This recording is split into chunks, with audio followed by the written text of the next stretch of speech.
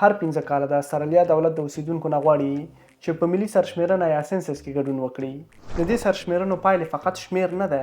دولتونه، ملي شوراوې، ښوونځي، روغتونونه، پوهنتونونه، ټولنیز مرکزونه او مختلف نهادونه د همدې معلوماتو استفاده کوي ترڅو پریکړه وکړي چې خدمات څه ډول وړاندې شي، بودیجه څه ډول وویشل شي، خلک کومې اړتیاوې لري، د ژبو د ترجمې او تفسیر کوم خدمات وړاندې شي او بالاخره کومه ټولنه زیاتو خدماتو ته اړتیا لري.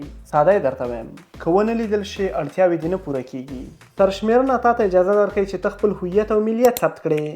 ځکه خو د استرالیا دولت دا لازمه ګڼي چې د هر هویت او ژبې ویونکي په اساس دوی ته خدمات وړاندې کړي او بودیجه ورته وټاکي.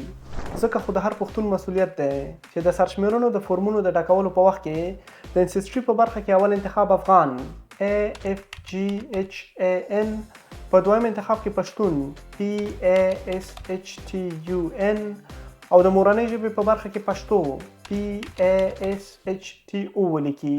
همدارنګه د خپل کورنۍ غړو او دوستانو ته هم سپارښتنه وکړئ. که ونه لیدل شئ هیر به شئ. که د فورم ډکولو کې ستونزه لرئ د مرستې لپاره په لاندې شمیرو اړیکه ونیسئ.